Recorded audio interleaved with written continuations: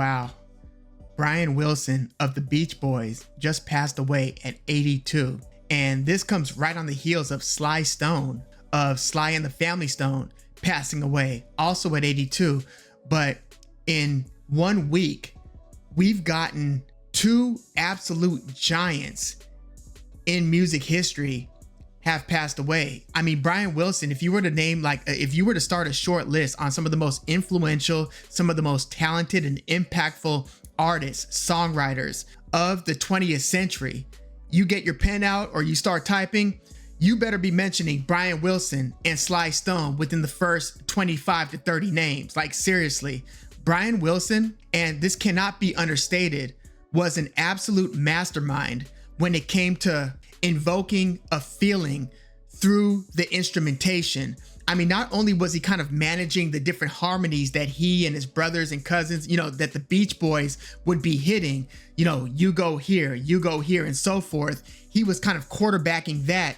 But to run the gamut sonically between the early days of the Beach Boys, where you've got the sunnier sounds, right? You've got Surfin' Safari, you've got I Get Around, Surfin' USA, California Girls, right? You've got the bright and sunny, the major chords and the light feeling, the happy feeling songs. To be able to range from that all the way to the most melancholy songs and the most somber, nostalgic songs that you could imagine. I mean, just think about the mind that's behind that work. And when I'm talking about those songs, I'm talking more about God Only Knows. In fact, a lot of the songs from Pet Sounds, but especially God Only Knows. And then Don't Worry Baby. I mean, that was a song where the Ronettes, Be My Baby, that classic, that Phil Spector produced classic, inspired Brian Wilson to do something similar. So he took Be My Baby, and from that inspiration created Don't Worry Baby, that just has a haunting set of melody lines from the verses to the choruses. But yeah, Brian Wilson, he's from Inglewood, Hawthorne, California, and the Beach Boys preceded so much great music that people attribute to being peers of the Beach Boys. No, you've got to understand, the Beach Boys preceded the Beatles. They didn't get their starts at the same time. So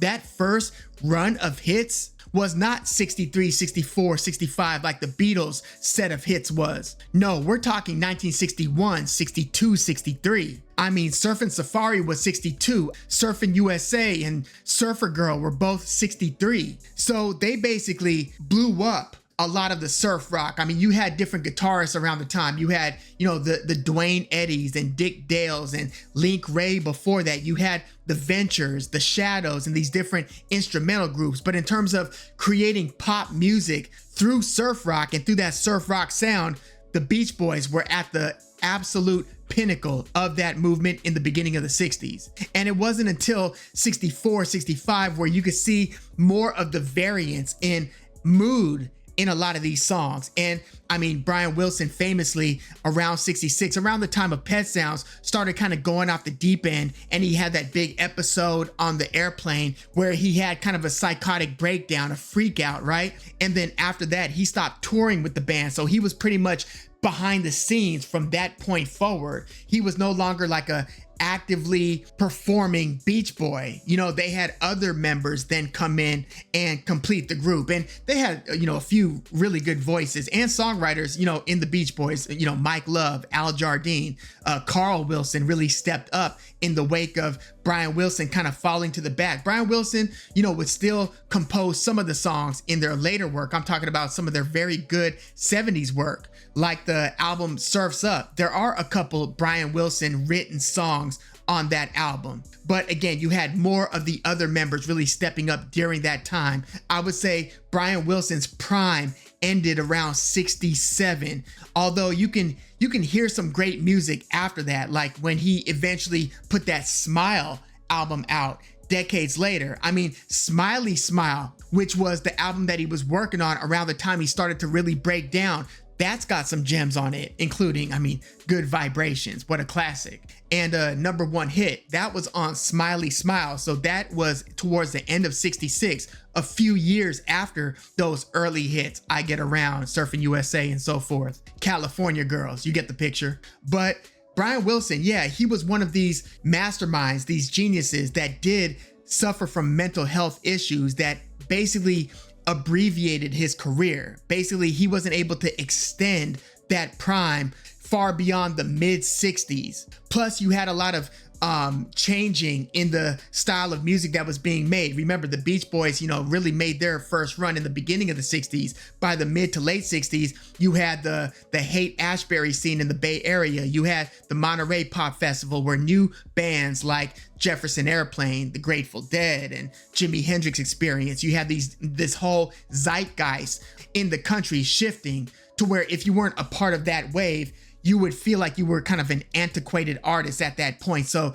the Beach Boys struggled with that. And again, it didn't make it any easier that Brian Wilson was also having these mental health difficulties. But I also want to point out one instrumental that kind of gets lost in the shuffle a little bit, and it's not mentioned too much, but it's a instrumental on the seminal masterpiece of an album that the Beach Boys delivered, Pet Sounds, right? You look at most greatest albums of all time lists, you will usually see Pet Sounds somewhere in the top 5, sometimes as high as 1 or 2. It is that renowned, right?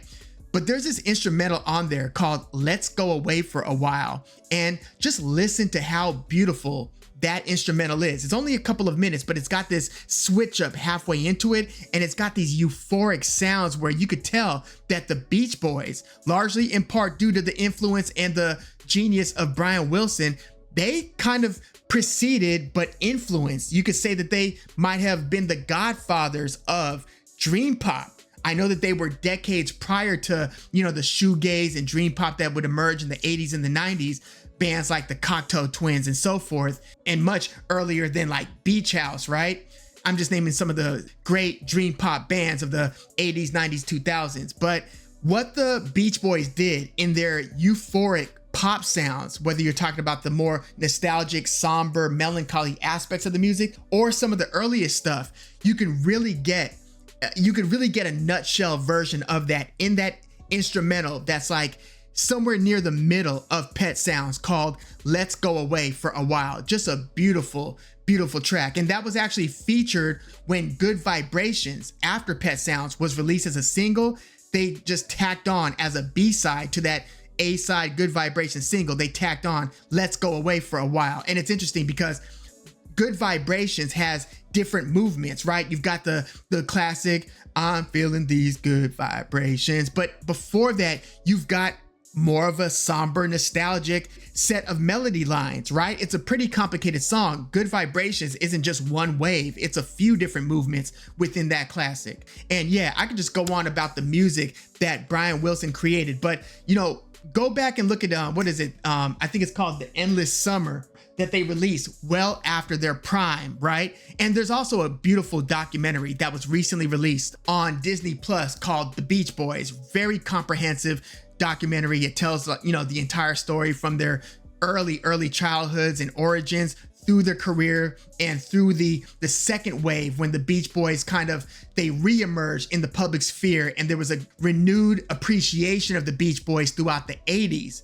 and a lot of their songs started selling well again, and they were basically a big thing. And from that 80s resurgence of their popularity, you've seen different times since that where they have reemerged again. And I mean, they've also influenced so much psych rock of today. You look at like Animal Collective, Grizzly Bear, Fleet Foxes, so many different indie bands of the 2000s and 2010s really take from the Beach Boys, or were at least deeply inspired by the Beach Boys, both production wise and in their vocals and some of the vocal harmonies. Now, there aren't too many, if any, indie bands that sound as beautiful vocally as the Beach Boys when they would hit those different harmonies. Again, they were so expert at operating together vocally. They are super underrated at that. Even though that is one of their hallmarks, you need to really just pay attention to the magic that's taking place. But yeah, their impact on future generations and even future subgenres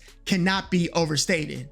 And when it comes to some of the, just the best groups of all time, you have to mention the Beach Boys. I know sometimes they don't get as much hype as, the Beatles, the Rolling Stones, sometimes Led Zeppelin, but you've got to look at Beach Boys as being a pop band as much as they were a rock band. I mean, again, they had different phases. Yeah, they were surf rock in those early 60s, but they got into different variances of pop music and even different variances of psychedelic music when you get into the mid 60s work. Some of the stuff is very abstract and even more difficult to listen to. It's not as easy on the ears as some of their pop hits. And again, a lot of that is due to the mind of Brian Wilson. Yeah, I really can't overstate his genius, and it's really a sad day. You see a lot of the outpour and the love from like the Paul McCartneys, people who were close to Brian Wilson. And again, in his later years, he was really kind of out of the public spotlight, aside from,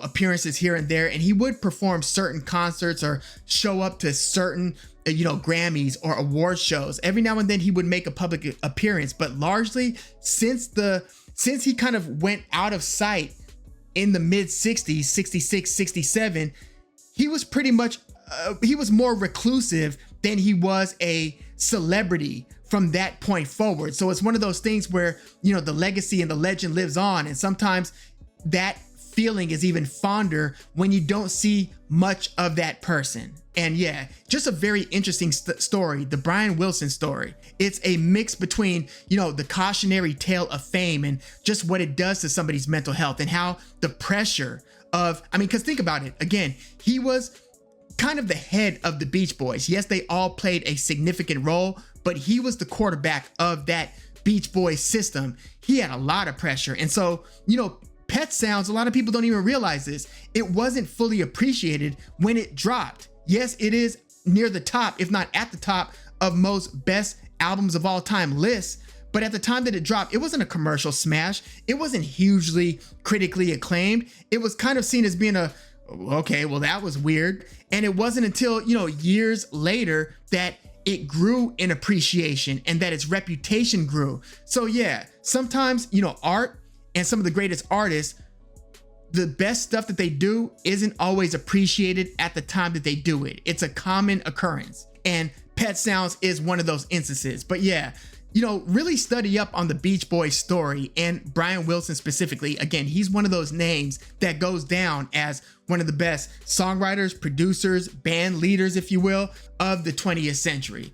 Yeah, man, this was a big one. And it's crazy, again, that it was pretty much back to back between Sly Stone and Brian Wilson, two absolute legends in music history. But yeah, let me know what some of your favorite Beach Boys songs are. For me, I almost always start with Let's Go Away for a While. That instrumental, Don't Worry Baby, obviously God Only Knows, Wouldn't It Be Nice, which kicks off Pet Sounds. And you just, you could just go down the list. Sloop John B, which is also on Pet Sounds. But yeah, they just have a lot of stuff. And also listen to some of the other lesser known Beach Boys work, even after Pet Sounds. Like listen to that 71 album, Surf's Up. It almost sounds like a totally different band by 71. But yeah, let me know your thoughts on the life of Brian Wilson, the work of Brian Wilson, and what your first thoughts are as we digest the news that Brian Wilson passed away at 82. Yeah. This is a biggie. But yeah, let me know your thoughts in the comments. I'm Woog. Thanks for tuning in.